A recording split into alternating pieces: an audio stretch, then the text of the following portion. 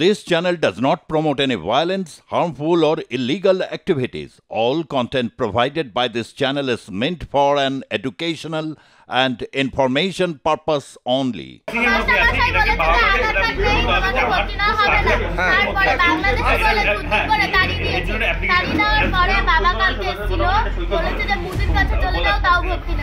উনি বলেছেন মোদির কাছে যাও, উনি বলেছেন বাংলাদেশি, উনি তারপর আবার আমাদের অভিযোগ করছেন রাজনীতি কেন জড়াচ্ছে। স্কুলে ভর্তি হওয়ার সময় আধার কার্ড না থাকায় বাংলাদেশি বলে তাড়িয়ে দেওয়ার অভিযোগ প্রধান শিক্ষকের বিরুদ্ধে। প্রধান শিক্ষককে আটক করে বিক্ষোভ দেখালো এসএফআই। নদিয়ার কল্যাণীর পান্নালাল স্কুলের ঘটনা। স্কুলে ভর্তির সময় শিশুটির আধার কার্ড দেখতে চান স্কুলের প্রধান শিক্ষক। আধার কার্ড দেখাতে না পারায় শিশুটিকে বাংলাদেশি বলে তাড়িয়ে দেওয়ার অভিযোগ প্রধান শিক্ষকের বিরুদ্ধে।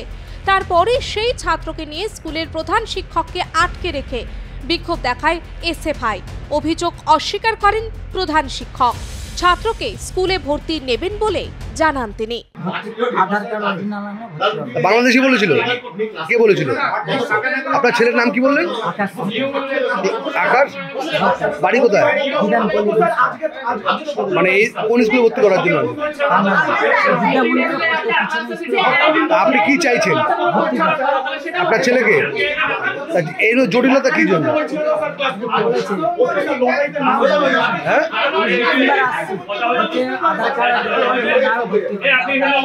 আধার কার্ড না হলে ভর্তি নেবে না। হ্যাঁ, কি বলছে মাস্টারমশাইরা?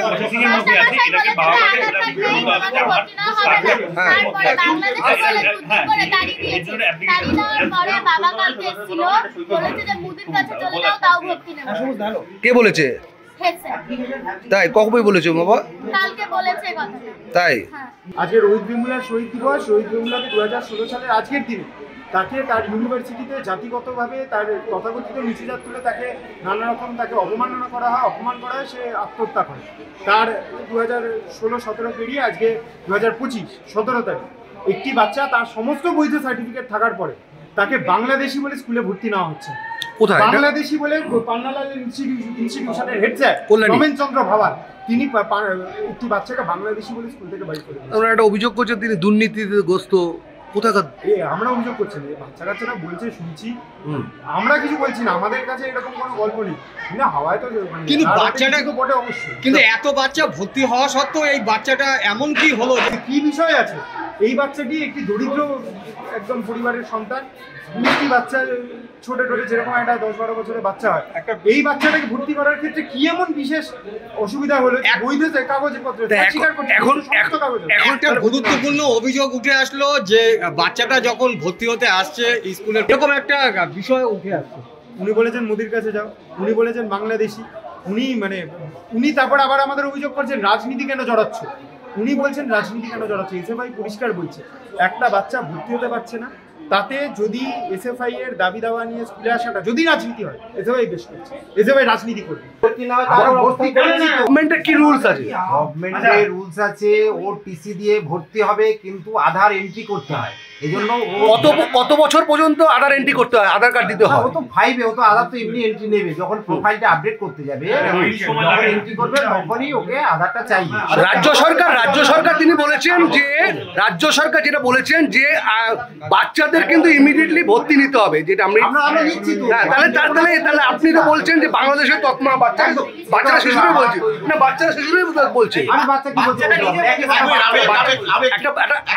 যদি আপনার ঘরে বাচ্চা হতো তাহলে আপনি কি করতেন? আমি একটা কথা বলছি, কে কি বলেছে কারোর কাছে প্রমাণ যেমন নেই, কে কি বলেছে কেউ কি প্রমাণ দেখাতে পারছে? যে না আমি তো বললাম গাইডলাইন হবে। হলো সমস্যা কোথায়? এই ভর্তির জন্য তাহলে 4 দিন 5 দিন তো তাহলে বাচ্চারা শিশু গার্জিয়ানরা কেন ঘোরাঘুরি করছে? তাহলে ঘোরাঘুরি করছে গার্জিয়ান বলতে পারবে। তো আমাদের কাছে আসছে কোথায়? ও তো সংবাদে চলে যাচ্ছে। চার দিন আগে আমি তো বলেছি আসুন, ও তো আমার কাছে আসেনি। আচ্ছা আসেনি, তাহলে আপনি ওকে বাংলাদেশি কখন বলেছেন? কিছু বলেনি, কিছু বলেনি।